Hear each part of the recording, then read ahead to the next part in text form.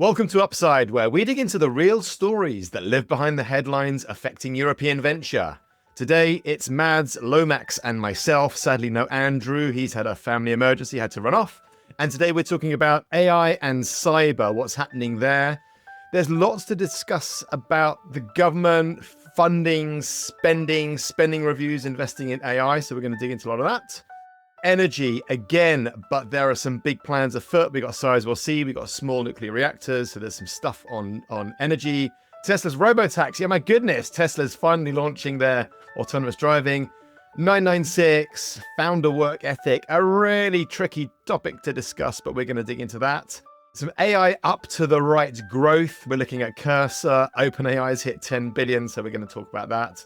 And some private markets versus public markets. There's some big news in private versus publics. But where are we going to start? We're going to start right at the top. We're going to talk about AI and cyber. This was their finest hour. Tear down this wall. It's more than just an alliance. This is a union of values. Let's start acting. This show is not investment advice, and the hosts of this episode may be invested in the funds and companies featured. Now, it doesn't feel like a day goes by without there being a new cyber attack in the news. M&S last month here in the UK, personal data of millions of customers compromised in a Dragon Force, aka scattered spider breach. United Natural Foods in the USA saw an 8% share price drop when their supply chain was recently disrupted by a cyber attack.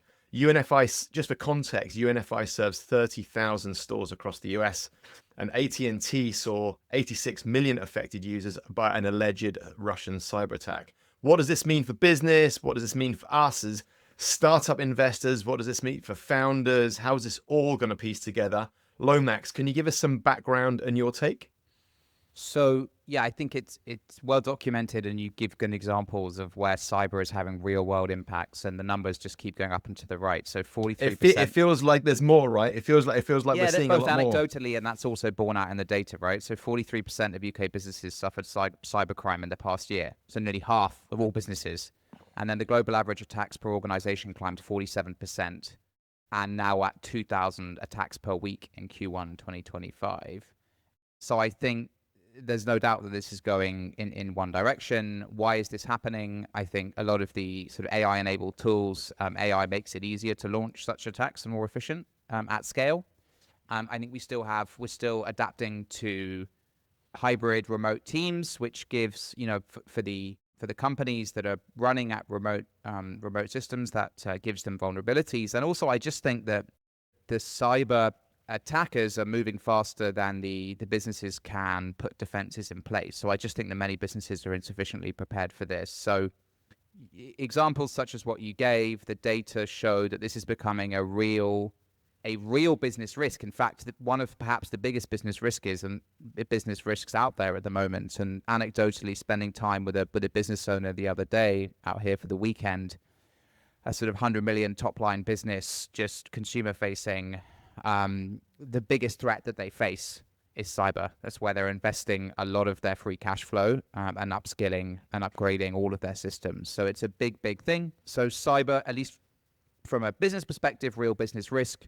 From a investment perspective, very interesting, and maybe Darktrace, which as we talked about, was recently bought at a very high 34x multiple EBITDA multiple by Thoma Bravo. Maybe it's starting to look cheap now potentially. So what's going on? What else is going on? Where are the opportunities? How should we think about this? Well, two things I think are kind of two vectors that I think are relevant. One is this is opening a new vector of attack on our modern Western society to a degree we haven't been used to in the past. It used to be sovereign states fighting sovereign states. And because these attacks are now taking the proportion they have, it's almost like either non-state actors or state-sponsored actors in rogue regimes are attacking the fabric and the integrity of our societies in ways that were unheard of in the past. You look at, as Lomax said, kind of United Natural Foods serving 30,000 stores. I mean, that's massive. It's empty shelves. It's something that in the past you would have associated with a pandemic or a war. And it's sort of happening, I wouldn't say under the radar because it is headline news, but to some extent we're making it sound like it's something that's happening a little bit out there in cyberspace, but it's having very real impact on the day-to-day economy.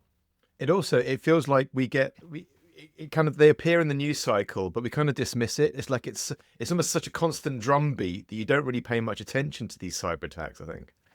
I think it raises new questions for what constitutes warfare in the 21st century and how we should respond.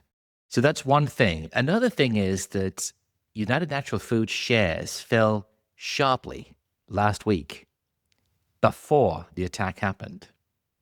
So you have, I think, some very sophisticated, nefarious actors that not only know how to attack the specific companies and get a ransom out of them, but also know how to leverage the financial system, for example, by shorting shares, to get a double benefit. So this is not, I don't know, some, unwashed teenager sitting at home in a kitchen playing around. This is sophisticated stuff. And it sort of begs the question, how should we respond? And, obviously we have kind of sophisticated cyber defenses, but the question is whether they are enough. Well, and the other kind of follow-on question I had for you is, are we going to see less kinetics? Are we going to see less trad warfare? Because obviously we're all, looking at defense spend, buying subs and boosting troop numbers. Is this the real new front? Sadly, I think it's going to be a combination. If only we could replace kinetic warfare with cyber, we could say, okay, well, the shelves might be empty for a day or two, but nobody's going to starve to death. But I think you'll see a combination, and we won't be able to take our eyes off one just to concentrate on the other. We have a new front effectively. We got to man it permanently. Well, I think we've perhaps had this front for a while, but there's a front on both the business industrial side and then there's in warfare, right? And if we move to more autonomous systems within warfare, so drones, automated vehicles, etc., then clearly this becomes a major issue.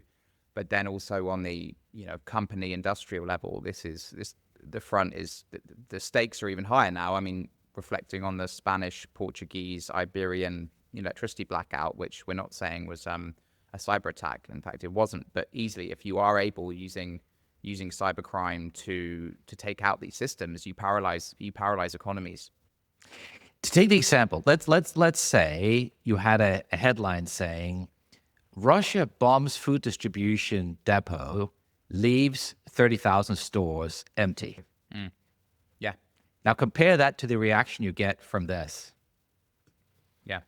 Okay, so people are saying there are no human casualties. Fine, but if that was a power outage that led to hospitals stopping to function, you might not get off as lightly. I think that's one of the if you think about like old economy businesses, which are big time affected, M&S and food supply chain companies. I think that's one of the problems with cyber, because it is a very abstract concept. So actually at the board level, to think about these threats historically has been quite hard, and therefore, to kind of put the systems in place. I think now you see more and more of these real world consequences of it. I think that will make people wake up and smell the coffees and put the infrastructure in place to try to defend these. But this is all, unfortunately, cyber's one of the ones where the nefarious actors always seem to be one step ahead of the defenders. It is cat and mouse, isn't it? Yeah. It is. And also there are so many different flavors. There's ransomware attacks where it's just a purely financial gain. There's Mads's point of there's, state actors not only making money, but also, really messing with their enemies. There's all kinds of reasons for it. And this is sort of the point I'm making, perhaps not very well, which is I think there's a third zone. So the actors here likely originate from either North Korea or Russia. And you're not going to tell me for 5 minutes that the local authorities couldn't find them if they tried. Yeah. Right? And so that's what I mean. It's almost like we have opened a new front, which is, it's more than a cold front because it has real world implications. It's like a new form of warfare. But Mads, we're not going to see this massive pivot in startup and investing land like we saw from blockchain to AI. We're not going to see that from AI to defense, although maybe they're interconnected. Maybe obviously blockchain, AI, separate fairly separate tech stacks and thinking. But we're not going to see a massive swathe of defense and cyber sec startups from this, are we? I think some people would argue that immutable ledgers and AI are, foundational technologies if we want to create a more resilient infrastructure. I don't think it's exclusive. But guys, also, cybersecurity as an investment category within venture has been a pretty sizable category over the last 15 years. I mean, what was the biggest exit in Q1, right? 33 billion. Wiz, no? Biggest ever, wasn't it? Biggest ever, yeah, sure, exactly. So this is not some new thing. It will become, the market size will grow, and it will continue to be a place where if you're a founder, there are massive opportunities, and if you're an early stage investor, there are huge opportunities.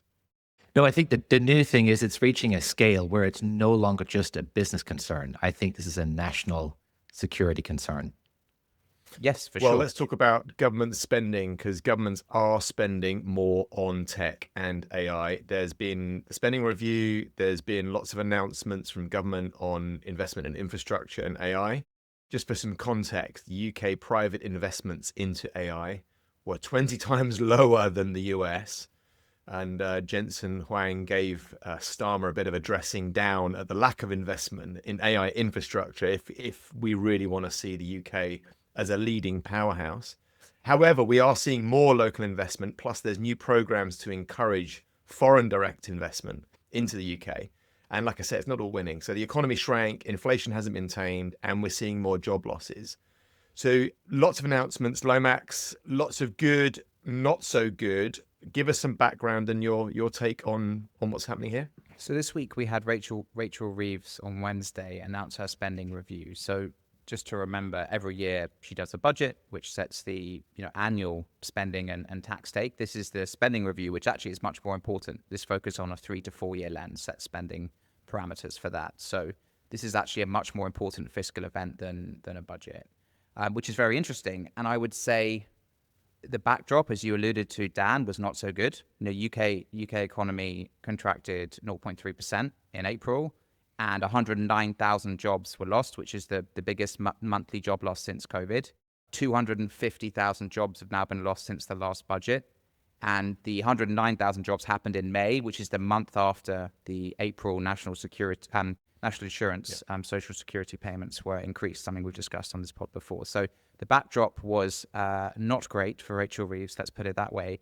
However, the optimist in me says there's some really good things in this spending review. The big winners actually were tech, science, and the NHS. Maybe let's park the NHS for the moment and look at what's been unlocked on the infrastructure and technology side. So big picture, 140 or 120 billion of spending in kind of critical infrastructure over the next 3 years, including 43 billion into science and innovation and technology. This is a big win. The AI opportunities plan, which has been outlined before, has now been fully funded at 2 billion. So I think that's very, very interesting. Good that she's allocated the resources to that, including, I would say, learning lessons. About a third of that 2 billion AI investment is a 750 million supercomputer in Edinburgh. This actually was cancelled back in August last year by Rachel Reeves. Yeah.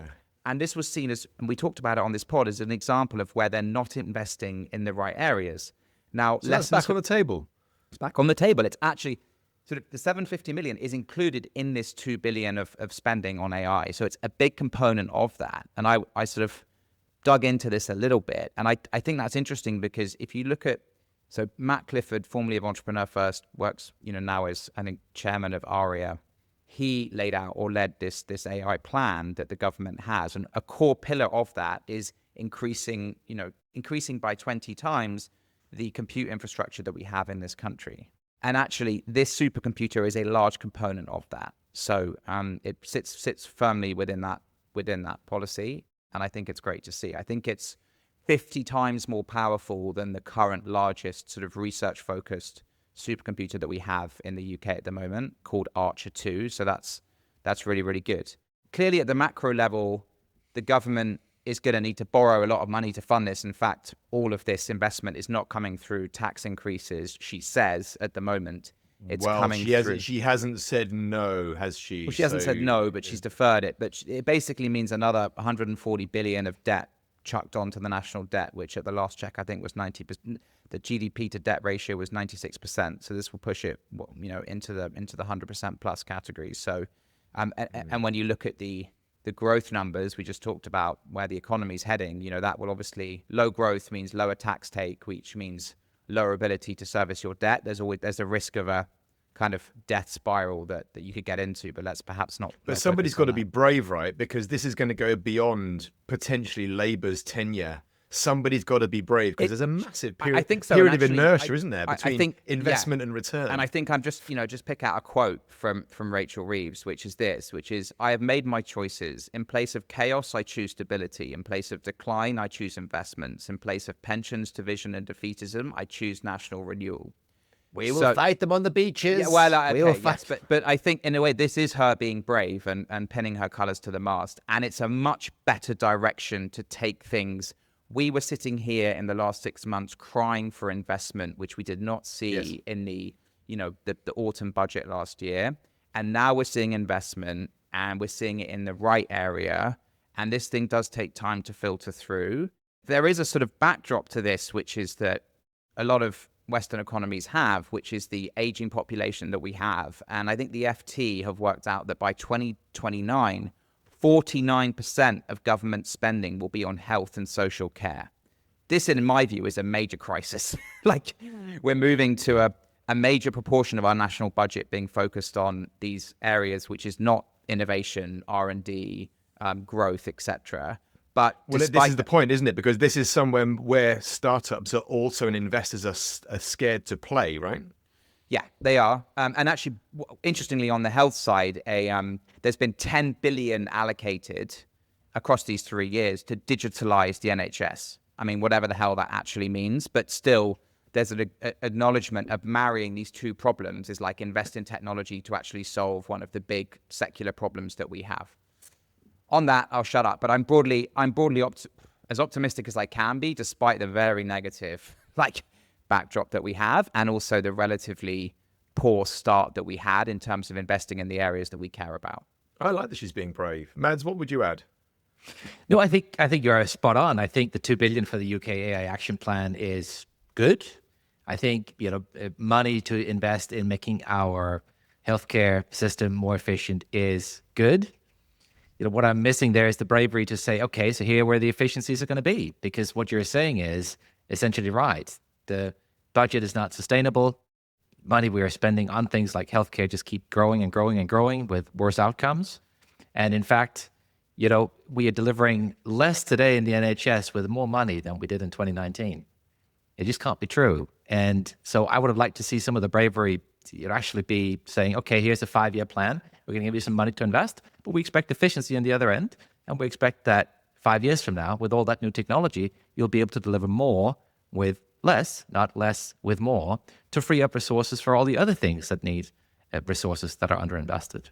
Taking a step back from healthcare for a minute and just coming back to AI. So I think, what Jensen Huang said was wonderful. He sort of said, this is a Goldilocks moment for the UK. You have perfect talent, you have investment, you have government support. You just need the infrastructure to execute, and then you have the government coming up with £2 billion, and that's wonderful. NVIDIA also had the announcement around the UK AI lab, which sounds very cool. At the same time, NVIDIA has also announced that they're going to put $500 million into creating an industrial AI cloud, kind of an AI factory in Germany. So there's a little bit of a contrast here, which is that it seems that we're getting some nice words in the UK and this sort of slightly ephemeral, AI research center, but Germany's getting real money to build an AI factory, which of course is what we need. And if you compare the announcement here around the $2 billion with what we've seen, Project Stargate in the US, Project Stargate in the UAE, where it's, an order or 2 orders of magnitude more money going into building compute and compute capacity, it seems that we still have some ways to go. And so I hope we can move from sort of the slightly old-fashioned, we'll make our 5 or 10-year plans, we'll allocate some money, we'll hope good things happen, to much more proactive. Let's go and find the deals. Let's find the movers and the shakers, like an NVIDIA, like other partners we can find globally, to attract capital and do deals now to bring in the investment we need to really get things moving. Because otherwise, Dan, as you're saying, if we're taking our sweet time on this, Reeves and everybody else will run out of time before the parliament is over. And once again, we won't have really moved the needle. And that's a little bit my concern, is the speed we're moving now, that it may be too little, too late. Well, I mean, at least they're making moves. I hope it's not PR. I hope it feels like there's real forward motion. And I also hope, because we focus on it, we're not, happy ears listening for the things that we want to hear. But it does feel like there's many more positive investment announcements from government and then leading into the private sectors. And one of those is in energy. Now, obviously, we talk about this a lot. We need energy. We need it to be cheap. And that's not just for AI, but AI is certainly going to be a massive driver of this requirement. Nuclear is back on the table. We're seeing Sizewell C, a £14 billion pledge to kick off Sizewell C in the UK, although that is a 10-year off plan, assuming all things go well. Rolls-Royce has won the UK government backing to build the country's first small modular nuclear reactor. And in the States, just flicking over to see what Meta's doing in Mexico, they're now looking at geothermal as an energy source and then piping that back into the States. So energy's massively on the table for all of us. There are obviously opportunities for startups, investors, activity in general. Lomax, what should we focus on and where? I think setting the backdrop here, which we have discussed before, but I think it's worth just rehearsing this.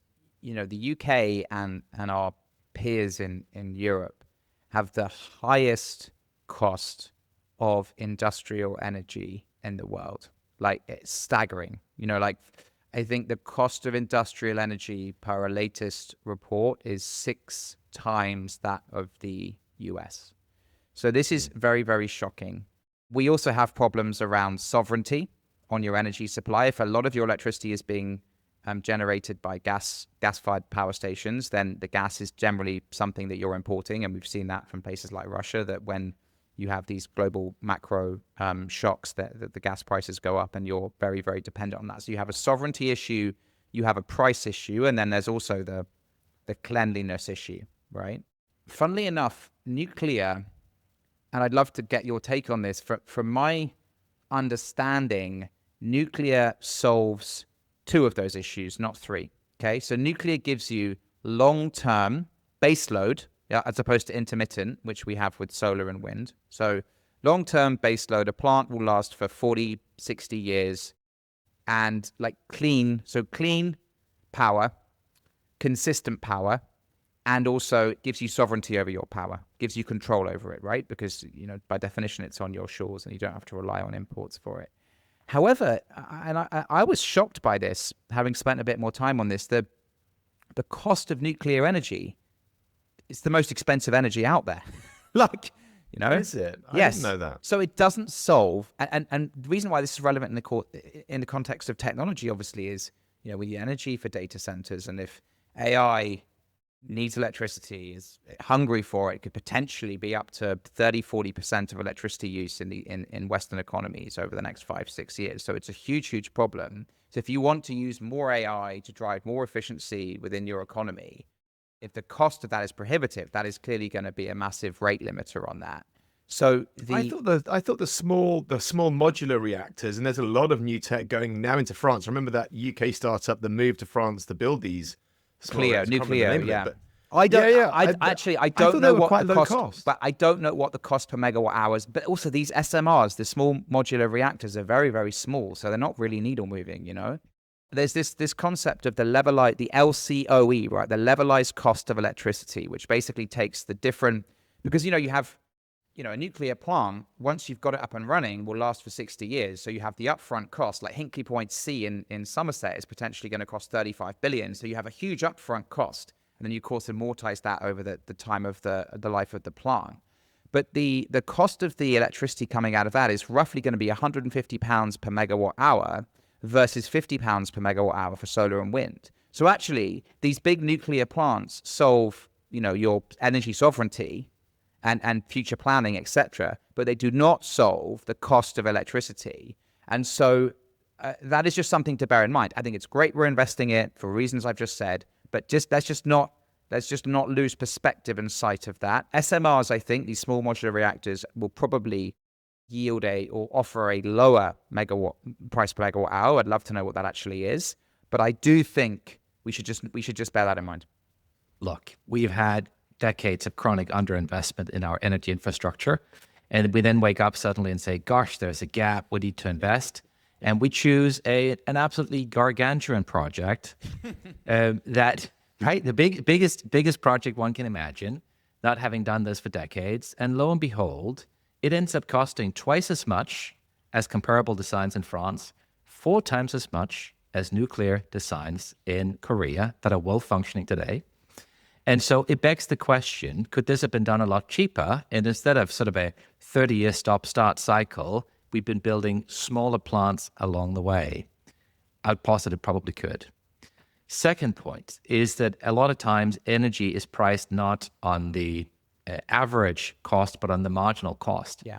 And it turns out that when you have unsteady energy supply and you rely a lot on renewables, and renewables are wonderful, you have to fire things up and down all the time. And that can be really expensive if you have to go back to, for example, gas plants and fire gas plants up all the time to deliver marginal capacity. So I think there's just a lot that can be done to make the energy strategy and policy more coherent and less stop-start. Can I just, And Matt, it's a can I little just ask you a symptomatic. question just to clarify that? So Go ahead. because I think this marginal cost is something that's underappreciated. That basically means, as far as I understand it, is that if you're drawing electricity from a number of different sources, so wind, solar, nuclear, coal-fired, gas-fired, when they set the price for it, in the whatever periods they set the price, like hourly, 24 hourly, they actually choose the highest. They choose the highest cost of all of those modalities, right? And that then sets the price, as far as I understand it. Which means you're actually That's how selling nuclear, or you're selling wind by reference to the gas-fired price, which is obviously very dependent on the gas prices, which have gone up a lot. That's exactly right. That's exactly right. So yes, we need more stability. And I don't think we can choose just one of these energy sources. I think nuclear is wonderful as a base load. It's a lot less polluting than coal. We just can't build one plant every 30 years and expect economics of scale. So I think what we need to do now is to say, okay, we've gone all in on this. Let's double down on it. Let's, instead of thinking about one mega project, can we then fold this into another 2, 3, 4, 5 projects to get more capacity, to scale this up? If there are any new inventions here, can we bring them to the wider world? Can we make more of it than just a one-off that ends up being a really, really expensive science project? But it's financial, isn't it? I mean, it's money, isn't it? If they've committed to this, is there enough free float to then go and commit to other projects? Well, Rachel Reeves, fiscal rules, its investment is not counted. She's looking at the net debt. Of course. So the SMRs can cost, I think, roughly $2 billion per project, rather than 35. These potential blank checks that you have with these big nuclear facilities. So I think they've only approved, I think, one in this spending review. You would have thought that they could approve a series more and roll them out much more quickly and in a much more adaptable, versatile manner. I mean, it will require lots of forward thinking and flexibility on planning, et cetera, But you could have thought that that's a sort of lower piece of hanging fruit. And we can talk about the moonshot nuclear fusion type things, but I mean, that could be 2040, 2045. I mean, Always 20 years off, baby. it's like quantum is 10 and like nuclear fusion is 20. It feels like, but it's good to see. I'm sure you read that Proxima Fusion, a nuclear fusion company in Germany, raised a big $130 million series, 130 euros Series A this week, which is a big announcement, which is great to see. Nice. We've had some incredible advances in fusion over the past year alone. We've had 22 minutes of sustained plasma energy generation out of the Tokamak West in France earlier this year. There's so much happening. And yes, 20 years, but if it's 20 years to, sustainable, limitless energy, I mean, it's not so far away, is it? It'll probably take 20 years to complete Hinkley C. Yeah. Size or C. I wonder what the levelized cost of electricity is actually for nuclear fusion, the LCOE, right? The numbers I just gave about, 150 for nuclear, and then 50 for solar and wind. I mean, there's a lot of analysis that needs to go into that and assumptions based on the cost of actually building a plant, et cetera, but it'll be interesting to see that. Yeah, I think we're all fairly bullish insofar as we think that energy will be solved within our life cycle. I think that's where we all kind of sit. But let's move on to Elon's Tesla's robotaxi. Self-driving is here, apparently. Mads, what's happening? Well, Tesla was meant to launch robotaxi services in Austin yesterday on the 12th of June. And initially, we're just kind of planning on rolling out 10 to 20 Model Ys. They've been seen driving around Austin driverless, but the start of the robotaxi service itself has now been delayed to the 22nd. Now, on one hand, of course, this is revolutionary. Tesla has got the world's largest fleet of, potentially self-driving, capable cars. They've got a massive data advantage. They're scoping up data from cameras everywhere. So this could become a big, big thing. And there's the context around the cost. So Waymo, which in many ways have been ahead, it costs $180,000 to build one of their cars due to the high cost of the LiDARs and the sensors they use, whereas the Tesla car is only $40,000. So much, much cheaper. But the reality at the same time is that Waymo has been ahead. They're doing more than 250,000 paid trips per week already. And so Tesla is desperate to catch up, and they're hoping to launch ASAP. And some might say, is the fact that they now are pushing, is it a desperate sort of, we're trying to shortcut on safety? Is it sort of a standard Elon Musk playbook here? You can compare to what Waymo did. They had 6 months with safety drivers and 6 months without them before they launched, whereas Tesla is looking for just a few weeks. So Elon it's really needs some good news, right? He needs some good PR. Does need some good news. But listen, when you take a step back from all the personal and emotional excitement and everything else, this is a big deal, right? Tesla Robotaxi is a car that can drive itself around a city, costing less than $40,000. It can revolutionize how the world works. Coming to Europe, Lomax, what's happening? How will this affect us over here? I totally agree. I think this is a massive deal. And I think very on brand for Elon, the whole Tesla rollout will have a little bit of move fast and break things, and the PR will be a bit messier than Waymo, et cetera. But, as Mads says, the Tesla cars, because they're just using cameras as opposed to the more expensive LiDAR, et cetera, which the Waymo cars use, they're about a quarter of the cost. And Elon actually thinks, I think at the beginning, they'll price around similar to Waymo, so around a dollar a mile. There'll be a booking fee of $5-6, I think. But if, Elon predicts that you can potentially get the cost down to 20-30 cents a mile, which is just insane. Imagine getting... So I think this is a huge, huge deal. And imagine what that can unlock in terms of people's commutes, like new jobs they could potentially take, like how this can affect people at the individual level. I think it's fascinating. And so But I do wonder one thing. I wonder how many in the fleet, or how many private owners in the fleet, will let their car be used potentially in such a way. That's the thing. Is I get the self-driving taxi piece, fine, but I always wonder how the network is going to work. I think it's B2B. I think you have fleet owners. People do it as a business rather than individuals, just like renting out their cars. Is that what you're saying? So you don't think it'll be like a car share service? Maybe, but I think that will just slow things down. It's interesting, but I think the main thing will be people rolling out commercial fleets of these things. Europe, you asked about Europe. I think this is interesting. We've just had some more news with Wave in the UK, which has now inked its second partnership. So as a reminder, Wave doesn't actually roll out its own cars. It's a pure software company. They've now, having signed a deal with Nissan, which we talked about 6 weeks ago, have now inked a deal with Uber, and whereby Wave's embodied AI will launch with Uber in spring 2026, which is a year earlier than planned. Shock horror. And interestingly, I don't think any of us are big Brexiteers here, but this automated driving has been an area where there is a bit of a Brexit dividend, because the UK is now moving a lot faster than the EU in the context of AVs, right? So this trial between Wave and Uber will be level 4, like the highest level of autonomy and automated driving. So that will be on the streets of the UK next year. The EU is stuck on level 2 or 3, is weighed down by the lowest common denominator country, which I think, according to Elon Musk, is the Netherlands at the moment, which for some reason is slowing things down. So, the context here is that China and the US are way ahead in the rollout of automated vehicles. UK and EU need to catch up. The UK actually seems to be doing something about it. The EU is stuck in, without wishing to, excuse the pun, in first gear.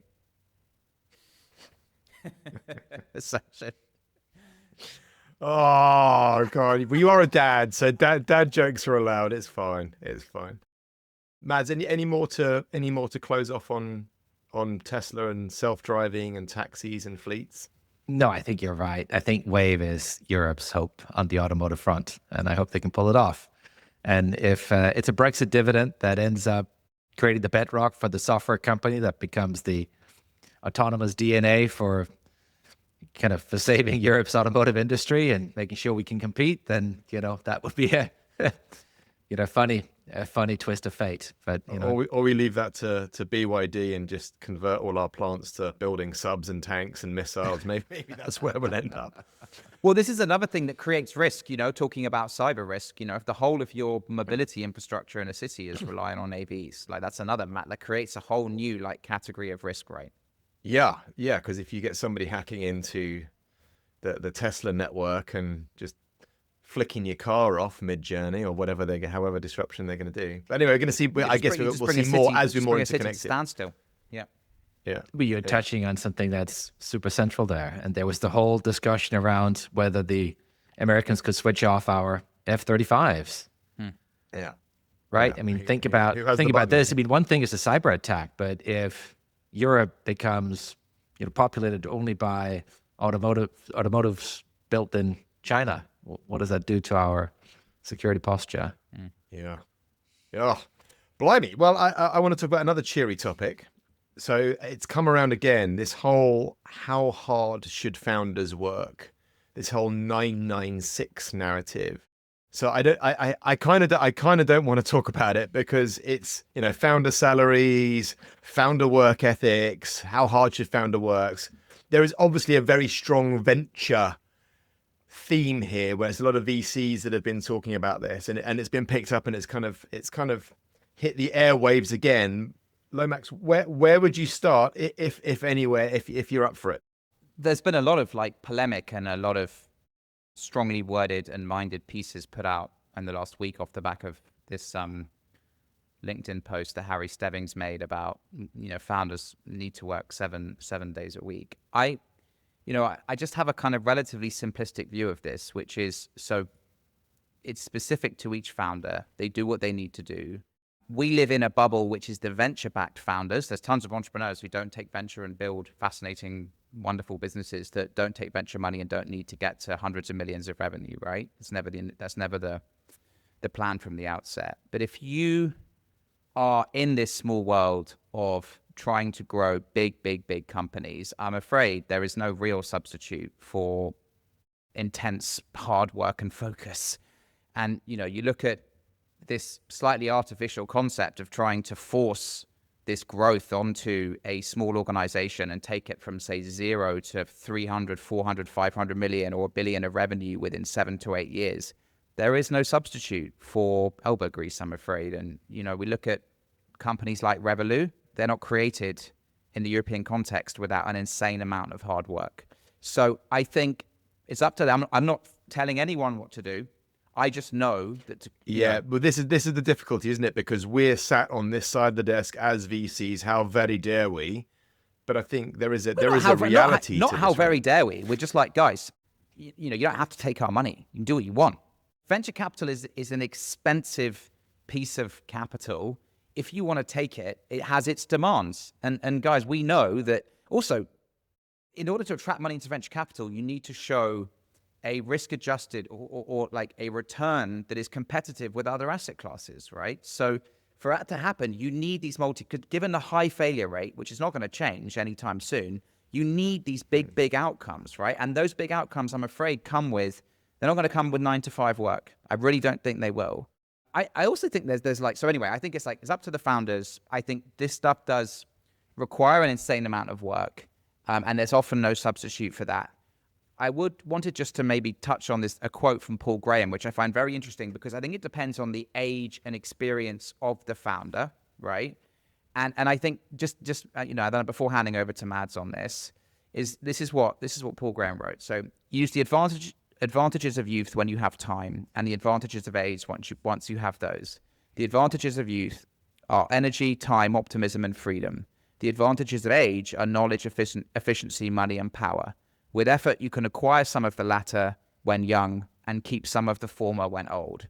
So, when you're young, you have a lot of time. You could probably work 7 days a week, quite frankly, and not burn out. When you're old, you have the benefit of wisdom and age, and you can cut some corners, and you need some more time to reflect and don't need to spend, you can probably work smarter rather than harder. But horses for courses, everyone is on their own journey. I do think, though, if you want to build a company of 50 billion in market cap, you got to work frigging hard and much harder than me. Yeah. And most people out there. You need to work in the top 0.1% of people on this planet. Yeah, it's dedication, right? Mads, do you want to wade in? Yeah, I mean, so how I've seen the discussion being painted is people are saying, look, the reason Europe is sometimes seen as behind is because there's a lot less capital. Just give us more money. That'll help us hire more people. We can build bigger teams instead of working like maniacs. And the only reason why Europe is not producing more great outcomes, because there are some, right? There are companies that are amazing. The only reason there aren't more is just because there's a capital gap. I think the really inconvenient truth here is there can be a bit of truth on both sides. So yes, we need more capital, but Lomax, as you say, there is also a widespread misunderstanding of what it takes to win in a globally competitive marketplace. I think Revolut proves the point. People are talking about a toxic work culture, but it turns out that this is actually one of the very few companies that have been able to compete. And what Nick has created there is a company that is absolutely peerless globally, or at least one of the very, very few that are right at the top in their category. So that is what it takes if we want to compete at that level. And this is not about kind of 12-hour, FaceTime at the office, right? It's not about having to be there all the time. That's not the point. The point is you have to have, if you want to be on the top of the Olympic podium, you have to have an Olympic level commitment to winning. Yeah. There is no other way. And it is whatever it takes. And yes, part of that is bloody hard work. And so that's just the way it is. You can't holiday your way to trillion-dollar companies. If we want to compete with China and the US, if we want Europe to remain a kind of a rich and an affluent region with great companies that are competing globally, we got to work hard. We can't rest on our laurels. And that's just the way it is. I always fear having this conversation. As VCs, I always fear having this conversation. However, I think those founders that truly understand venture capital, speed of sale, speed of scale, global stuff, I think they get it. I think they want it. I don't think this is news to them to be obsessed with their thing they're building or the problem they're solving 24/7. I don't think for those is a challenge. Those founders and you see them and you work with them and you know how passionate they are. And that's why we can believe that they have a shot. It's no guarantee. Even with money and hard work, you might still not win. But it's an entry ticket that gives you a shot at that dream of building a globally competitive business that can be number one in its space, a category leader. And for many people, that won't mean anything. And for some, it is the only thing that matters. And I think if that's what you have, if you want to have that Olympic level, a victory, and you really want to be number one, you know what it takes. Yep. I think I always tell founders just to know the beast. Interesting quote from one of the partners, A16Z, in the context of Anysphere, the company behind Cursor, who last week said, I read in an article in The Information, I haven't seen people working this hard since the first internet boom. So read into that what you like. And this is actually where that Harry Stebbings LinkedIn post came from, because I listened to the show where he was chatting about it. Was they were basically saying, if you go to San Francisco at the moment, one of the Americans on the pod was explaining it's on fire at the moment with people just working the whole time. Now, again, some of that I'm sure is inefficient, et cetera, but the people we know what San Francisco and Silicon Valley has produced in the last 15 years. We know what it's producing at the moment. We can see, OpenAI at 10 billion ARR, right? So to do those kind of extraordinary things requires a Herculean effort. And Dan, importantly, you shouldn't worry about this, man. It's not for everyone. So it doesn't matter.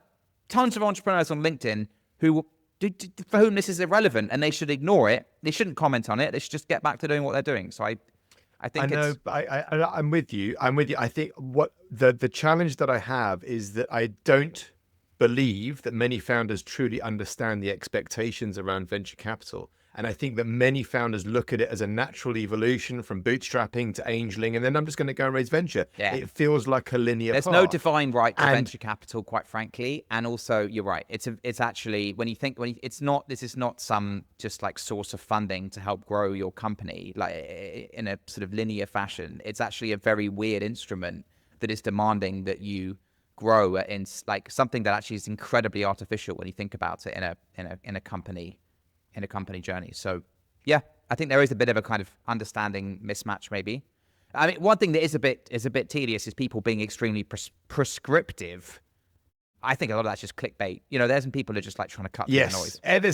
It's an emotional hook, isn't it? Whenever I talk about, and I don't mind having really difficult conversations, whenever I talk about founder salaries or venture capital or venture growth or what, the expectations on founders who actually take VC money, it's an emotional hook, and some of the tech press is very good at playing that emotion. But we were talking about Cursor and AnySphere, and obviously, as you mentioned, OpenAI have surpassed 10 billion ARR this week.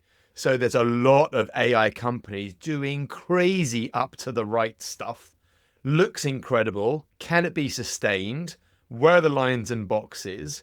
What's coming to Europe? How is this transferring over the pond? Mads, do you want to start with this one? Yeah, sure. I mean, some people have said, oh gosh, look at those ARR multiples. Aren't they outlandish? But I think that's not the real story here. The real story here is that companies are doubling revenue every 2 months, which is it's unprecedented in business history. And, you gave the example of Cursor or AnySphere, which is the company behind, right, at 500 million of ARR. I mean, it's just nuts that you can double every 8 weeks. We've not had quite as many of those mega amazing stories in Europe. We do have the Lovable from Sweden, and they've just hit 61 million of ARR in June. And I think that's fantastic, right? Because they're up from 17 million in just 3 months. So it's kind of a 3.5x growth. And they've had this path they've gone on and shown that, we can build incredible companies here. Now, Lovable is still only a sort of a tenth the size of Cursor, but they are definitely doing something right. Some people have asked, why aren't we seeing more, European AI companies share their numbers the way we see from the US? And of course, it's just because they're just not growing as fast, except outliers like Lovable. And that does, I think, in many ways point to the thing we talked about above. If we want to be number one globally, we've got to work at least as hard. We also need the capital, but we need to work hard. There's just no other way if you want to win. Lomax, is it all good revenue?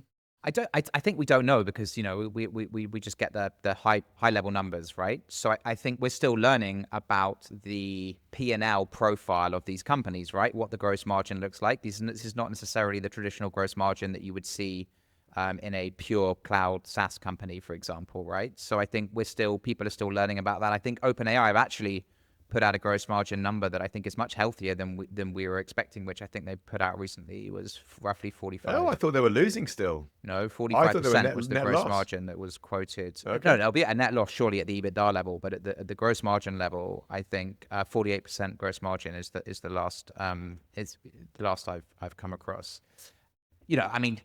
Actually, these kind of more vibe codey type companies like Cursor actually, and I think and Windsurf were both reading an article where 4 investors were quoted as saying that actually they are negative at the gross margin level, which obviously is potentially very concerning because actually how the hell do these companies actually become profitable and make money? Now clearly I think the cost will go down for them over time as the technology gets more proliferated and commoditized, so that probably is heading in the right direction. Cursor has been valued at 10 billion now, so clearly investors see something heading in the right direction there. we do have questions over what's the churn look like with some of these I mean, I'm not churning from ChatGPT anytime, OpenAI's products anytime soon, but what does the switch off rate look like, the churn look like? I think TBC, still very early. Because don't forget that at some point, someone is going to have to run a discounted cash flow model on these companies, right? So at some point, people are going to have to look at the cash flow generation or cash flow generation potential. I mean, that's ultimately how you value companies, right? So I think, we can't just forget about that. We need to be building to some level of profitability. The only thing that's interesting is, the developers who are using, for example, Cursor, or the users of Cursor, are they, going to switch when something, better comes along? And I don't think it necessarily needs to be 10x better or 10x cheaper, and actually the Christoph Jans, the founder of Point9, I read an interesting article that he put out basically saying, these developers are much more flighty. They're not like lawyers or consultants or kind of people who are slower to switch once they've actually made the purchasing decision. So that's exactly right. Will competition as it rises start to eat the lunch of these companies? So I think all of that is TBC. At the moment, the ARR numbers are really heading in a great direction. And, I don't think there's anything to be worried about. I'm sure they're doing what every company does, which is they're cherry picking what they absolutely need on the ARR side. But I mean, most investors will be able to DD their way through that. Interesting times, and still a lot to learn though. Don't forget, for all these big numbers and all the excitement, we're still learning. We're still building the train as we, roll down the tracks. And a lot of this stuff is still very much at the foundational level, at the core level of AI, and there's still so much to do as these Cursor-esque and other application layer organizations. And no doubt, by the way, we'll see casualties. We'll be sitting here in 2 years' time, and a few of these companies would have gone up in smoke. But that's literally how venture capital works. So, bring it on. It's part of the course. Well, let's talk about private markets. Let's talk more about VC. We have some fairly historic news where VC and private markets have always been high performers, but no more, according to the latest data. In the US, for the first time in 25 years, private markets have fared worse than publics across all metrics. So what's the real story here? How is this going to affect us? What's happening in venture and startup land, if anything? Mads, what's your take? Well, you're absolutely right. In the headline, it looks like, why would anybody in their right mind bother with private markets? You can go to the public markets, you can buy a tracker, it's completely liquid, you can sell it day to day if you want, and you've had better returns. So it does sort of, at a surface level, look like we're all going to work with X on our faces. Why are we wasting our time with all this hot stuff? And we could just sit at the Bloomberg terminal. Yeah, of course, the story behind that is that it's mainly Magnificent Seven driven, right? They've driven 61% of the S&P 500 returns. It's been a very concentrated tech dominance. First, it was just because mobile and cloud was amazing, and then AI came along, and that's amazing, and so the kind of these 7 companies have really won there. And at the same time, on the Ps, especially on the kind of private capital, the buyout firms have been struggling because there are needing targets, right? They've done a lot of the low-hanging fruits in terms of buying and shaping up and shipping off, and so it's been hard for them to first of all go into a higher interest rate environment, meaning that deals have to be kind of leveraged buyout companies. A firm will put some capital in, but a lot of it is leveraged, so you'll borrow a lot of money to fund the acquisition, and then you'll try to turn that company, make it more profitable before you sell it. Interest rates have been going up. That's not helping. That means the valuations go down. It means it's more costly to finance the debt. So you've had the kind of all the headwinds from that, and then you've also had an eroding stock of companies to buy because many of the low-hanging fruits have been done. And on the venture side, you've had the post-ZERP bubble, you had the ZERP bubble in 2020, 21, 22. You've had that overhang, and that's just really depressed returns. So you have a sort of a confluence of two things happening at the same time. I think under the covers, the best managers still outperform. The easy money era is over, but we fully expect that venture will start to shine again, especially with the AI boom. And I think there is a real opportunity in private market valuations because the publics have become expensive in many ways. when you look at these tech companies. So yes, startups may look expensive also, but you look at some of these growth rates that we're seeing. The growth rates are unprecedented. The TAM is unprecedented. And I think the best GPs will not only survive, but they'll thrive. But the mediocre ones will face extinction. So there's going to be a shakeout here, no doubt. Shaky. But also we can't ignore the fact that where we are in this innovation bucket, this is where all the magic happens. This is what's going to create the next wave of IPOs and magic Mag 7 companies that are going to then hold up public markets in another 20 years. Absolutely. But I think what's new here, for the first time, the incumbents didn't just take it lying down, right? I mean, Google, NVIDIA is not a young company, right? All these incumbents were ready, and they've been readier than ever before. And so this is part of why I think so much of the initial value has accrued there. But I agree with you. Next wave, you're going to see startups eat into that lunch. Yeah, you have to be in it to win it, right? If you got to meet luck halfway. I think Mads has summarized it incredibly well, but I would just make the point that this I think this is pretty seismic in terms of the news, right? I just think across this is a report by State Street tracking on the private side, private equity, private debt, and VC, and just taking last year those assets as a cohort were up 7% versus the S&P 500 at 25%, right? So the difference is staggering, and then this report tracks performance over a 1 year, 3 year, 5 year, and 10 year horizon. And this is the first time, as you said, that on all of those measures, publics are outperforming privates. And as Mads said, publics are liquid. You can sell them whenever you want. Private, you could be locked up for 10 years, So it's like you need to add, not only does the private equity needs to have a illiquidity, effectively discount applied to it. So I think it shows that we in the private markets have a lot of work to do. All of the reasons I think Mads has covered very, very well. Private equity had very low interest rates. They bought and sold and squeezed the life out of the low hanging fruit companies, and a lot of the value creation has taken place in AI within the public markets this time. But this will change, no doubt. Look at what's going on in space. Huge amount of value being accrued in the private markets only. In AI, also a lot of these companies are still private. In the intersection of technology and biology, these kind of next generation technologies, I mean, nuclear fusion we talked about, that's all obviously private markets. So quantum, there are listed players, but that's largely private. I think that will drive the next wave, and so it'll be interesting to see how these reports look going forwards. But I think it's a bit of a wake-up call for our industry and for us. When we're pitching our own funds to investors, they're like, well, hang on a second. Why am I going to commit to a 10-year lockup when I can go and buy QQQ? Well, we talked about this before. QQQ is the NASDAQ tracker or NASDAQ composite or S&P 500. So we need to earn our fees and earn our illiquidity premium, I guess, as it were. Well, watch how it all shakes out. I think the let's talk about some of those deals. So there's a bunch of deals of the week. Mads, what's on your list?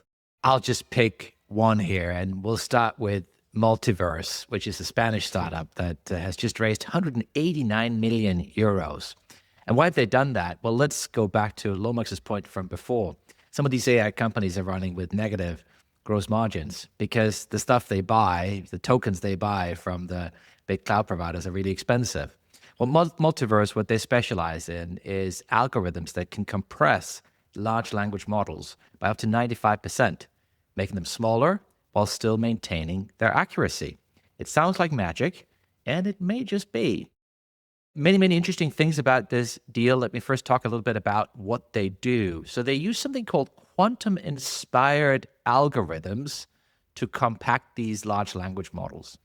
And for those who are mathematically inclined, an AI model is sort of a set of weights and biases in a massive matrix. So imagine a huge matrix full of numbers that give you some weights and biases, telling the AI model what it should do when it sees certain text. I put in certain text, it'll convert that, it'll process that through the matrix, and out it'll spit some text at the other end. And the question, of course, is, well, if you could take that matrix and make it smaller and more efficient while still spitting the same thing out, wouldn't that be marvelous?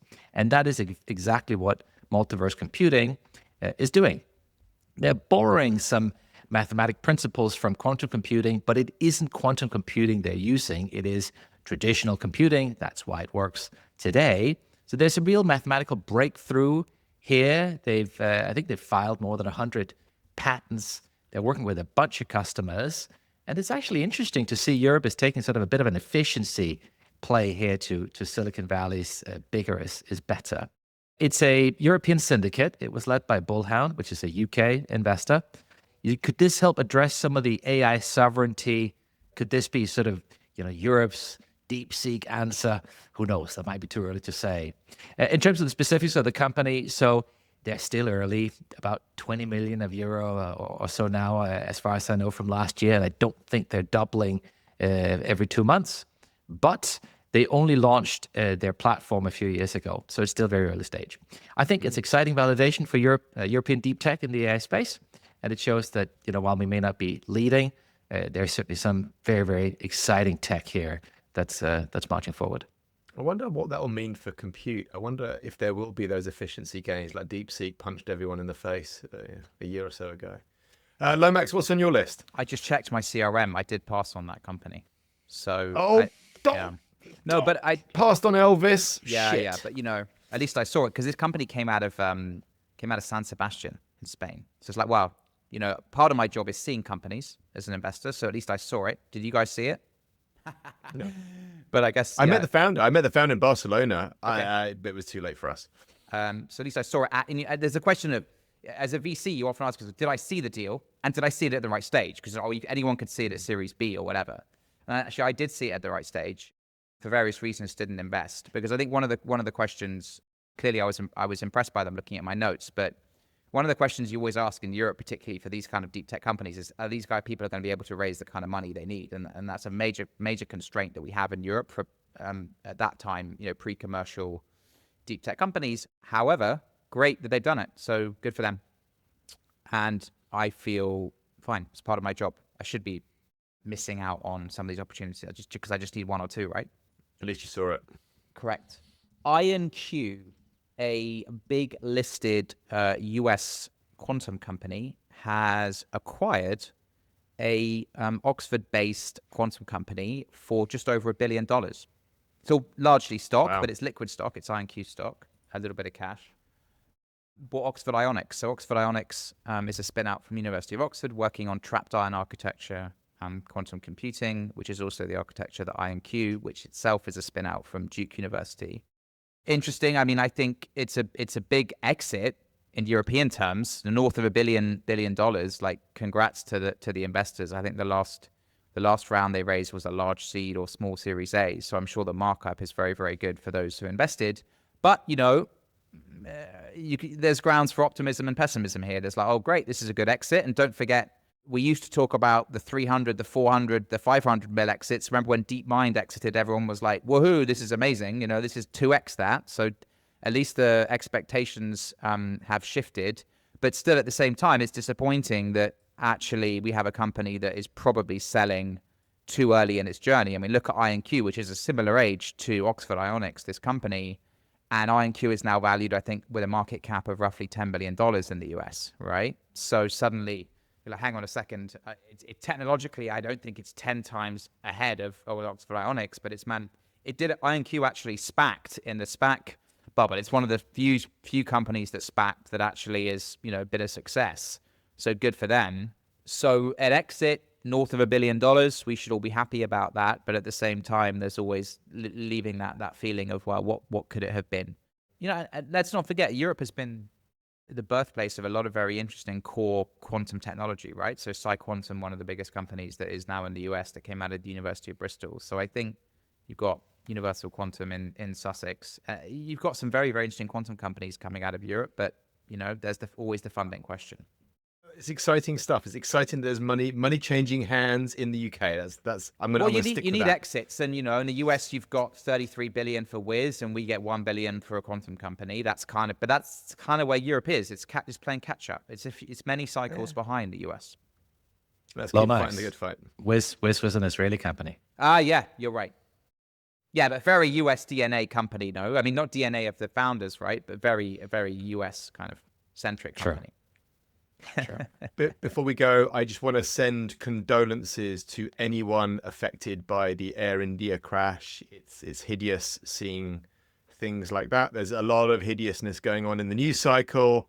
A big, especial condolences to anybody affected by those horrific incidences. Gentlemen, a pleasure and a gift. I will catch up with you fine people next week. Bye-bye. See you then. Have a good weekend. Bye. This was their finest hour. Tear down this wall. It's more than just an alliance. This is a union of values. Let's start acting.